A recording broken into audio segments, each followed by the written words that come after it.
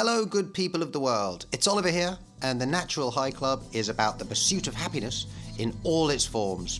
Just to explain the format of the podcast a little more, this isn't a highly produced and highly edited interview. I'm a journalist, and I want to retain the flow and authenticity in these discussions, so I leave them largely free of studio tinkering. So apologies in advance for any hesitation, repetition, misquotes, or moments of poor quality sound and outside ambience. I just feel it's best to give you the whole picture from each carefully chosen person that I speak to. This is a special episode. It's not as long as a typical Natural High podcast, but for those of you who have dogs, it could be a game changer. I like to be as inclusive as possible with my subject matter, but as some of you may know, I'm a huge fan of dogs since I got my own about 3 years ago, and little Rafa has become an integral member of my family. As such, his health and well-being is massively important to me, but I found that getting good information on his dietary needs is more difficult than I would have liked, certainly more difficult than it is to find good information on human diet.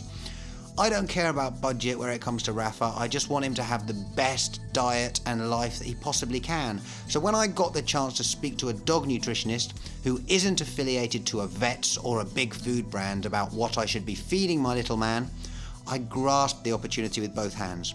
Katerina Bukema is a dog nutritionist who lives in Amsterdam. She's about to become a certified professional in this field and currently advises over 60 dog owners on a not-for-profit basis. I'd like to be very clear that her views on dog nutrition don't necessarily reflect those of the Natural High. We're simply offering an alternative perspective on a discussion about which she certainly has some really interesting beliefs. So it's a podcast specifically for dog owners, and it's a shorter one than usual, but I hope you'll find it equally insightful and informative. As usual, you can find all the show notes and contact details for Katerina at naturalhigh.club/podcast. Enjoy the show.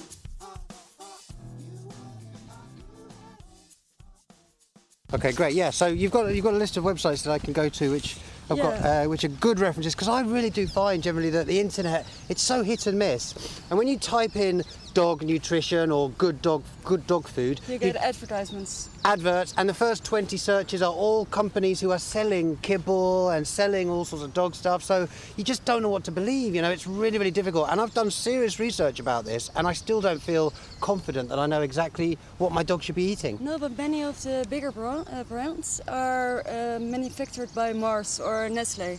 Okay. And, well, that's basically crap. We don't want to eat it because we know it's not healthy. And, yeah, I mentioned to you the other day that I use Royal Canin, which is a kibble, and that's owned by Mars's or someone? I think so. Mars or Nestle. Wow, it's crazy. And that's, well, basically not that great. So how did you get into dog food nutrition? Well, my dog has 45 food allergies, 17 environmental allergies, the MDR1 gene, which means oversensitivity to all kinds of medications. How did you find out that your dog has allergies in the first place? Itchiness, big black spots on her nose. Okay. She was throwing up, she had a stomach ache, she had diarrhea all the time.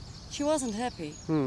After a while... So it was obvious, the symptoms were really obvious? Yeah. They're not like hidden symptoms that you have to sort of be quite educated to know about? We found out later the other things that are wrong with her. Chronic gastritis, Crohn's disease and epilepsy. I didn't know dogs could have Crohn's disease.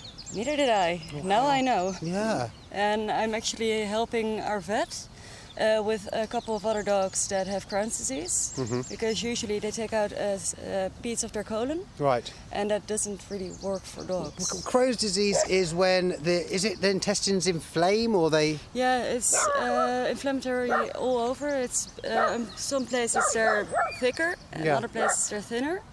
So usually they take out the most infected areas. I see. That's the general technique so far for yeah, they don't. But that doesn't work. Definitely not. Because the rest of the colon or the rest of the intestine was still inflamed, surely, when the problem occurs. So what is the answer then for Crohn's disease specifically? Really strict diet. Okay. Really strict diet and monitoring it every single day. Is that why you got into dog food nutrition? Because all the vets told me there was no treatment, no cure, better to put her down because she would be too expensive. And what type of dog is she? A Welsh Springer Spaniel. A Welsh Springer Spaniel. She's beautiful and she looks very healthy. She is now. She is healthy. But it's too bad for her. She's only 21 months. every time we conquer something, like food allergies, something new comes up. Right, gosh. But hopefully we're done now. She's so lucky to have you as an owner because you're so clearly into... She picked me. She's my namesake. Right. By pedigree, she's my namesake. Okay. So but now she's healthy, and that's got a lot to do with diet. It has all to do with diet. What were you feeding her originally then? Royal Canin. Royal Canin, kibble. Yeah. And I thought that was good. Yeah. Then I found out it's filled with GMOs, and that doesn't have to be bad because we love the roses that are genetically modified. We have perfect potatoes all year round because of it. But the type they use causes cancer, and quickly. Causes cancer? Yeah, and it's allowed because most dog owners don't stay on the same kibble all their dog's life. So the risk is relatively low, right. The FDA says, and it's not, because it causes cancer. Right, okay. So would you, I mean, we're not this isn't a witch hunt for Royal Canin, obviously. What you're suggesting is that kibble in general is not the best idea for your dogs. No, it's because everything is processed, yeah. And it loses a lot of nutritional values. I suppose it's convenient, isn't it, for a lot of people to use kibble, but, you know, it's not necessarily... It's easy to bring. You get those wonderful storage containers if you buy enough, yep. Which actually are made of the wrong kind of plastic. Like, we don't use certain types of plastics bottles for babies. Right. Because it's harmful for them. And I've heard the same with dogs, yeah, the dogs have problems with plastic. The kibble reacts to the containers because it's made from cheap plastic. Right. And it's allowed and nobody knows. It's marketed very well back in the 50s, 60s. Before nobody fed kibble, they just fed leftover table scraps. Right. And so ever since kibble got big, the cancer in dogs has increased immensely. Wow. So the studies show there is actually a link between kibble and cancer in dogs. Okay. That's really... And so would you suggest that wet food is possibly... I mean, canned food can be good, okay. But not many people know how to read the label. Okay. Dog food labels, the first 3 ingredients are the main ingredients. I've heard about this, and they need to be meat, don't they? Yeah, right. Animal proteins. Okay. And if they're not, then it's generally not that good a food. No, then it's... So that's a great way to test, isn't it? It's a great top-line bit of information for dog owners. Yeah, if you can read the label way, just at least 2 out of 3, the first 2 need to be animal proteins, then it's fine. It's more convenient, it's easier if you travel, and switching food too much isn't that great either. Yeah, okay. So it's best to keep them on the same food? Yeah, well, different proteins. Different meats, basically? Yeah, different animal proteins. Uh-huh. So chicken, duck, beef, goat, rabbit, even fish is great because of the oils. The omega has many health benefits for them. If you can give your dog a couple of sardines every week. Sardines, okay. So dogs, essentially, just to clarify, dogs are carnivores, aren't they? Yeah. Their ancestral diet is whatever they find that they kill, or whatever they find meat to eat, and then whatever is in the stomach of that animal. Mostly, and they also eat some grass or berries, but we don't live in an area where they can collect everything themselves. Uh-huh. So if you feed only meat, better to add some vitamins or minerals. Okay, I'm going to go on to that. But so what do you feed your dog? And is that a special diet for a dog with... Okay, so what do you feed your dog first? I feed her duck, turkey, goat, rabbits, sardines, herring, and lately beef, because she conquered one of her allergies, which was great. Okay. And that was specifically beef, was it, or something that's in... 45. I can give you the entire list. What meats then should dogs steer clear of? Are there any? Mostly chicken, because of the hormones. What we call in Holland plofkip. Plofkip. Yeah. The little chicks that get fed so many hormones, growth right, hormones. So basically chickens that aren't really particularly healthy when they're killed, or they... just what we wouldn't eat, we don't consider healthy. Better not, but they should have bone, and its fur is a very good thing for probiotics. Yeah, this is another thing which I'm completely alien to. So this is Rafa's my first dog. I've had him for 3 years, and I absolutely adore him, and I want him to have the absolute best diet that he can, so he can prolong his life and give him a happy life. But so far, I've been feeding him. To start with, we fed him wet canned food. good, what we consider to be really good top of the range stuff. And then we went on to kibble and fresh cooked chicken. So tell me where I'm going wrong with that. With cooked chicken, it loses again a lot of nutrition values. It's not that healthy. Is it bad for them to eat cooked chicken? No, unless you feed the bones. Okay. Cooked bones, they splinter and can cause damage in the stomach and the colon when it goes through. Sure. Okay. So cooked bones, definite no-no. Cooked meat in general, probably not as good as fresh. It loses a lot of vitamins and minerals. It's better to feed it as it comes naturally to them. Okay. So we're talking then about raw meat, and raw meat with bones in it is better than raw meat with which is filleted. Yes, because they need the bones. They need the calcium. Okay. We drink a glass of milk. Yep. They need the bone. Right. Yesterday I went to the supermarket after I'd spoken to you on Tuesday, and I was going to buy him some chicken wings as you'd recommended, but I just couldn't bring myself to do it because I thought he's going to be putting these little bones down his throat. Well, I don't know, how is he eating? Is he gulping everything in? His plate of food is gone within 20 seconds. Then you better feed it frozen. Okay. Because then they really have to chew it. So what happens to the bone when it's frozen? Then it's harder for them to. It's just harder. It doesn't change anything of the structure. Okay. None at all, and it loses no nutrients, so it's fine. Okay. But if you're just getting started and you think everything is a bit scary. Yeah, I do. You can get the pre-packaged raw meat. And what do they do to that, which is different? They just mince it. Ah, so the bones are minced as well. Yeah, and they can add some vegetable or rice or minerals and vitamins. So it's a complete diet. Okay. Everything is in it, so you don't have to think about it. Just weigh off the portion they need and feed it. And where would I find such a company? A lot of pet stores sell it. Some natural vets that are holistic vets sell it as well. Is there a particular brand that I should look out for? No, not really, unless your dog has allergies. I like Carnis because she likes it. It's a bit, you can actually see the meat and the pieces of bone. Some are a bit finer, and I prefer seeing what I'm feeding. Okay.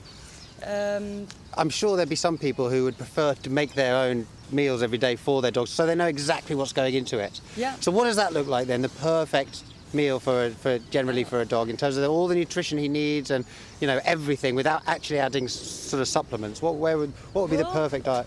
Giving them some chicken wing, a bit of minced beef, add an egg, and maybe a sardine. Okay. And you have all in the same meal. Yeah, all in the same meal. And what about vegetables? How important are they?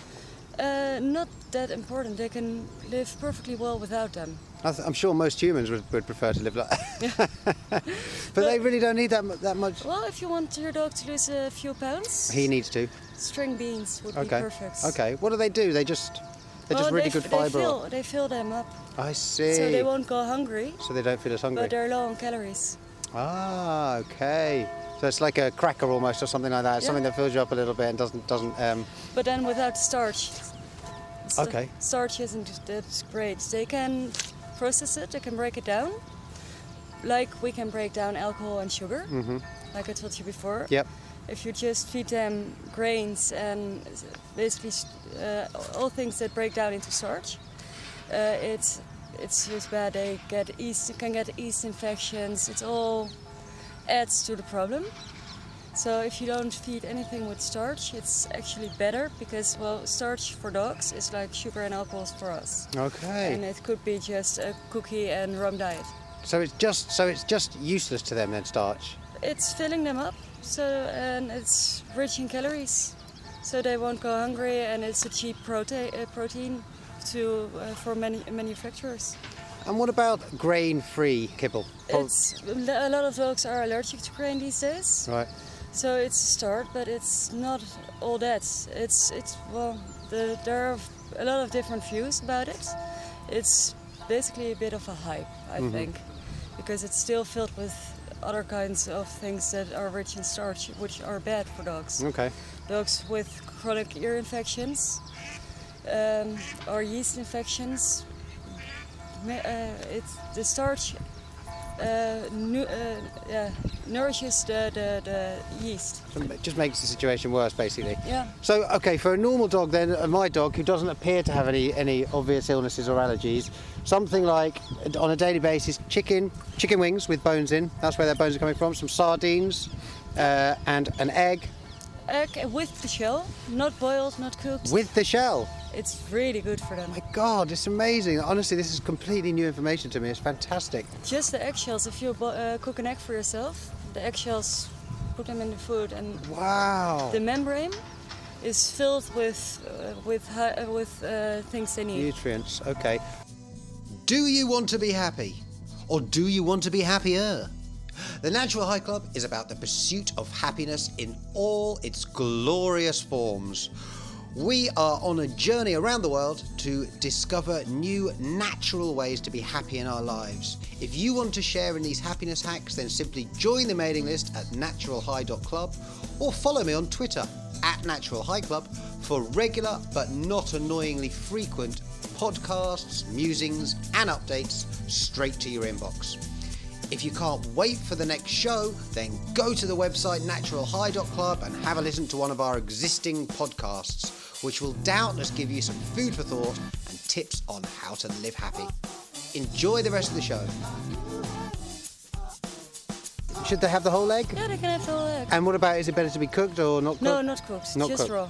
Okay. And so And if they feel bad, instead of boiled chicken and rice, you can give them scrambled egg. Ah, okay. Similar for human beings. If you want to be in good shape and lose a bit of weight or whatever, then high protein, low carbs. Yeah. And okay, so that's for the normal dog. What about your guy? Every day she gets duck. I buy it minced from one of the brands. Okay.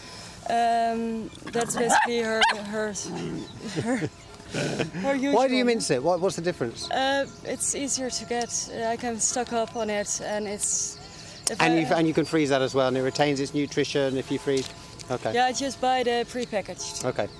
Then I add sardines. Mm-hmm. I add eggs. I add turkey necks because it's really good for cleaning her teeth. She gets a rabbit's flag because, well, the bone is, again, a great toothbrush. And did you tell me the other day you were a vegetarian? No. Oh, okay. It would have been particularly hard handling all those things, wouldn't it, if you're a vegetarian? Yeah, when we went on holidays, we brought her to a vegan, actually. Right. But that must have been hard. Oh, she loves the dog so much. She constantly tells us to go on holidays again so she can watch our dog. Okay. So they get so she gets the duck, she gets the egg. Yeah, sardines, herring, we mix it up a bit.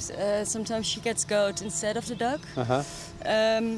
It's mostly what I can get fresh. If I can go to the butcher, I ask them to save me some organs. Okay. Because the organs are just great for her. So rich in protein, I suppose. Yeah. Green tripe, she gets that at least 3 times a week. Because it's really good for the probiotic value.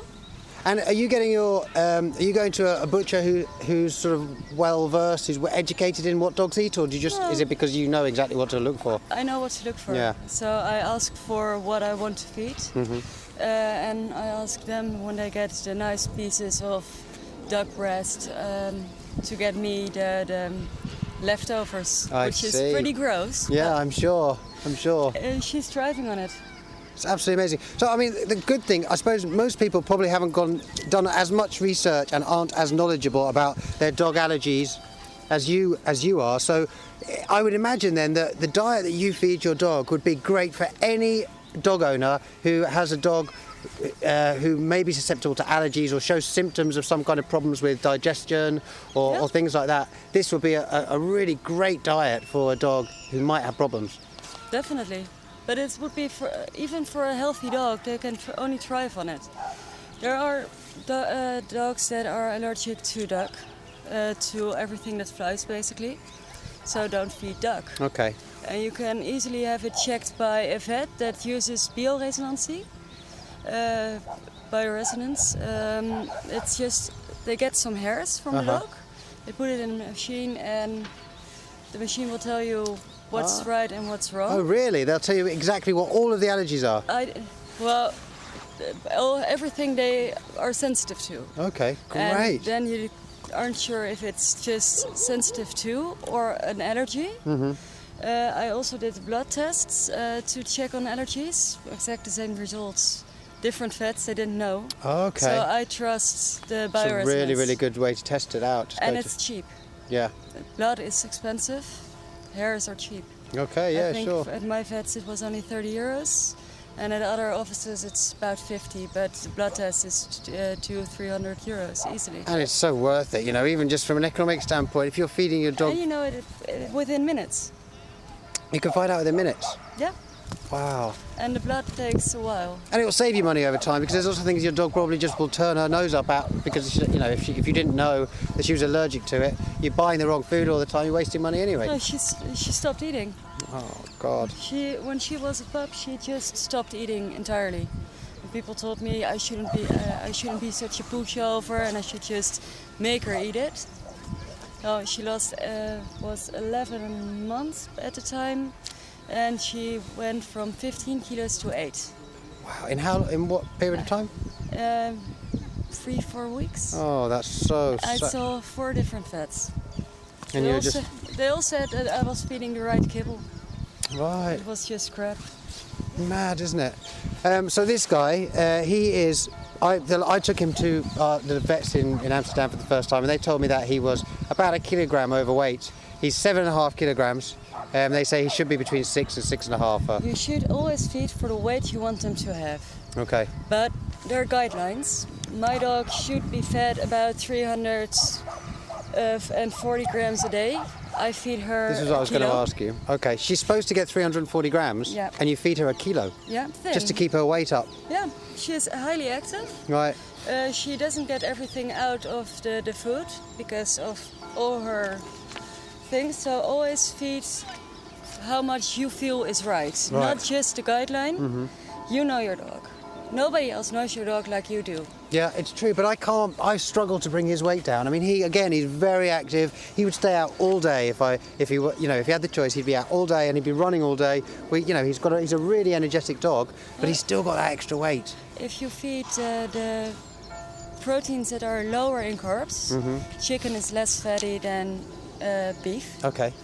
So better to feed chicken than beef. And get rid of the kibble. Get rid of the kibble altogether. Okay, so I'm feeding him from now. So if I feed him, for my dog who's a little bit overweight, some raw chicken raw chicken wings, for example, with some green beans, then we'd possibly lose. We'd see some difference quite quickly. Definitely. Yeah. And you can buy the pre-packaged because it feels safer. Yeah, definitely. I think so. So I would start on that, and if you see the improvements in their coat, in their weight, in their energy level, then you can always start to do it yourself. But meal prepping, it takes time. You have a small dog, probably don't live in a huge house with a lot of room to buy in bulk. Yep. And if you can't buy bulk meat, it's more expensive. Sure. And you have to prep the meals in advance and you have to store it somewhere. You can start easy. Yeah. And then try to make two homemade meals a day. Okay. Or a week, and build it up from there. If you enjoy it, if you see the process in your dog, you will like to do it. Sure. What about frequency of feeding? I mean, how often a day do you feed your dog, and what's the guideline? What's your guideline for that? For my dog, if she's poorly, she gets about 8 meals a day. Wow. Otherwise, she won't keep it in. Yeah. She won't get anything out of it. But and do you think there's something to be said then for feeding really regularly? Because some people say just feed once a day, and some people twice. Overall, I would recommend twice a day. In the morning and the evening. Yeah, and most dogs, first few days, because they have their entire digestive system is changing. Yes. Will have diarrhea and might have hunger pukes. Okay. It's no big deal, but what are hunger pukes when they just? Because kibble stays in their system for about 18 hours, so they always filled up. Raw only 6 hours, so I see, yeah. Everything will be clear. Yep. Everything will be out of it. They can be hungry because they're not used to it. They will get used to it quite quickly. I have all the information. Amazing! Thank you so much. That's great. Also, how much to the guidelines. I'm going to include this, all this information on my website. So what about you then? You're about to become a certified nutritionist. Is there any way that my listeners can find you? When I have my degree, then I will start a website and I will try and earn some money out of it. For now, I just like helping people. That's absolutely amazing. And I will certainly keep up in touch with you and get all of your information as it becomes updated, because I think people would love to get in touch with you. As I said, I think it's really difficult to separate the truth from the fact from the fiction in terms of dog diet. I've had this guy for 3 years and I'm nowhere really with his diet. You know, I give him what I think is the best food for him, but I've just found out. And you want to spoil them, and you want to give them something nice. Yeah, tell me about it. Even for that, you can buy the prepackaged meals. Mm-hmm. It's called KVV in Dutch. Okay. Kant-en-klaar vers vlees. Uh-huh. And you can put it in a food dryer. Those dryers are about €30, the cheapest ones. Okay. And you just I did it with... I see, so it sort of comes out like a treat at the end of it. Yeah, they love it. This is organic duck breast fillet. Right, and you've dried that? Yeah, I dehydrate it. Fantastic. It only loses the moisture. But it keeps all of the nutrients. It's almost like a bit like biltong, you know, that sort of beef jerky. Well, I'm supposed to eat this, am I? No, you can, but you can see whether your dog likes it. What's this, baby Riff Raff? What's Daddy got? What do baby good boys get? Most dogs go nuts for it. I'm sorry. There you go, cheeky, I'm sorry. Look at Riff Raff. He's so naughty. And so in general treats, I mean, I'll buy him, from a good pet store, I'll buy him one of those treats every week, which has got the sort of, just like that, the dried meat wrapped around it. Would you say? If it comes from China, don't feed it. Right. It's really junk. Okay. And I know... So you wouldn't generally give your dog a dog treat from a pet shop? Then? Yeah, sure, but just the dehydrated ones, one protein in it, and they're fine. If you know that it's not made in China, and it says it right there on the label. Sure, okay. If there are things added, I would prefer not to, because I want to keep it as natural as possible. And it's much cheaper to do it yourself. Mm-hmm. It smells bad. That I have to admit, it smells really bad. I'm definitely getting one of these dehydrators. They sound amazing. Yeah, I can send you a link to one I have. It's perfect. I put it on in the evening under the extractor fan. Yeah, that one. And you don't smell anything. Right. And it stays on all night. Yeah, it takes a while, about 12 hours. So I put it on in the evening. I wake up and it's done. Very nice in the morning, all the smells. Yeah. And this guy, he loves to chew things for a long time, as I'm sure lots of dogs do. You know, they like to have a project for a good few hours. You can, a lot of things. The bone marrow, do you know the white ones with marrow in? Yep. Marrow bones. Mm-hmm. They're great. Okay. If he's a gulper, again, freeze it. Just freeze it, and it takes them a lot longer. Mm. You have to watch them do it, because there are dogs that have gotten them around their mouths. They get a bit greedy and they try and swallow the whole lot. Yeah, we have fed them all our lives to our dogs and they never done it, but I've heard some people whose dogs did it. So just, if they get too excited, take it away. Just like a kid that's too excited and poking things, you take away the stick. Yeah. Just for their own safety. Yeah, absolutely. Is it possible to give your dog a healthy vegetarian diet? Some say yes, but I don't really believe it. I don't buy it. If dogs would be, they are not grazers. Horses are grazers. They eat all day. They have a different kind of digestive system that breaks down into pieces like a cow with their 7 stomachs or 5 stomachs. Yep. Dogs don't have that. They work differently. So natural animal proteins are best because they know how to process that. You can add some veggies, but they don't really need it. So I would never make my dog a vegan. Right. Okay. I wouldn't. I think it's, well, all I've read about it, all I've learned about it, ill advice. Not a good idea. Okay. Oh, it's good to get a categoric answer once and for all, so, you know, because I've thought about it in the past, whether it might be good for him in terms of the amount of fat on his body or whatever, but they are carnivores after all. Yeah, they are. and now there's a discussion that they're omnivores, but they really aren't. They look at the skulls, and the skull of a dog isn't the same as a wolf. Ah. But still their digestive system is the same. Only dogs are, well, again, modified to what we like. I like my dog as a Wall Springer. You like your Yorkshire Terrier. They have a different skull, but they need the same things to eat. Different amounts, but they still need the same. Same goes for wolves. They have a different skull, and nature showed they need to be able to rip up a deer or something. Yeah. Our dogs don't get entire deers to rip up and attack and kill. We don't want them to kill. Yeah. If they chase baby dogs, we send her, don't do it! We don't want them to do the same things. It doesn't mean they don't need to get their food that way. And, well, look at dog shows 50 years ago and dog shows now. The same breeds, completely changed dogs. They don't even look the same. Right. So it doesn't, to me, the studies aren't 100% reliable because they don't counter in those factors. They just look at basically the skulls and then they say, well, they're omnivores because they can chew longer on grass and stuff. Doesn't mean they need it, but they can. We bred them in a different way. Anybody who owns a dog sees their dog as a family member, basically, don't they? As long as you're a good pet parent, you are. They're a family member for you. So what you want is that you want them to have the absolute best. So I would imagine somebody like you is going to do really, really well because we need this information. Dog owners really need honest, information with integrity, and perhaps companies who produce dog food and kibble and all these sorts of things, they don't quite understand the fact that price is not such an important issue for dog owners. They will happily pay more money if they know that their dog is going to be healthy and have a long life. The veterinarian, in a way, that makes it worth a lot. Oh, absolutely as well, yeah. If you know you won't need them as much.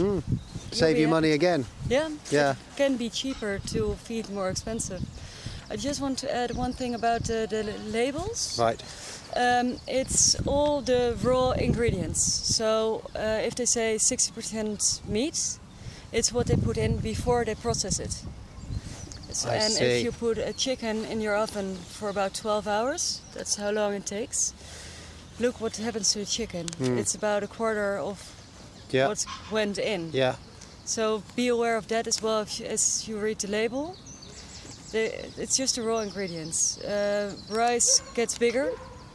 So I see, okay. It's also that. You also have to take that in consideration. So if there's rice in there, then the percentage is likely to be lower on the label than it actually is in the food because it grows and expands, whereas the meat shrinks once it's been cooked. Yeah. Another thing which I was told was that when you're looking for these three ingredients, you mentioned that it's all important that you look at these first three ingredients and see what's in there, and it should all be meat. But they should also specify what meat it is, rather than just say meat, because it could be... They don't have to tell you. They don't have to tell you what's in there, as long as they tell you the main ingredients. It's really poorly arranged. But you should look for cans with ingredients which actually specify the meat, shouldn't you? Because otherwise it could be anything. If you have a dog with any kind of symptoms that are not completely healthy, call the manufacturer and get the entire list. If they won't give it to you, don't buy that brand. Sure.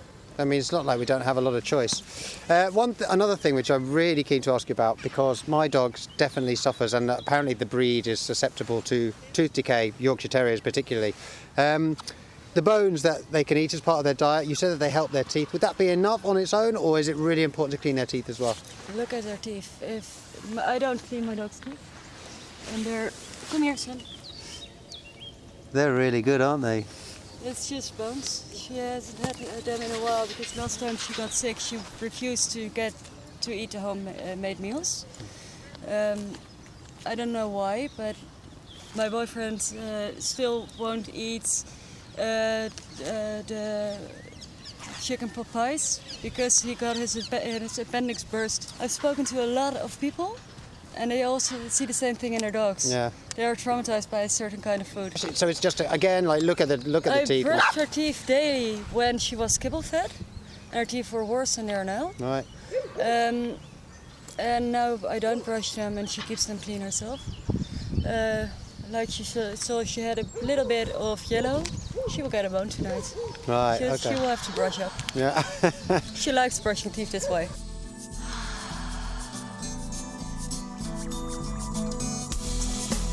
The Natural High. Just a reminder that you can tweet me at Natural High Club, or email admin@naturalhigh.club, or join the mailing list by going to the website naturalhigh.club.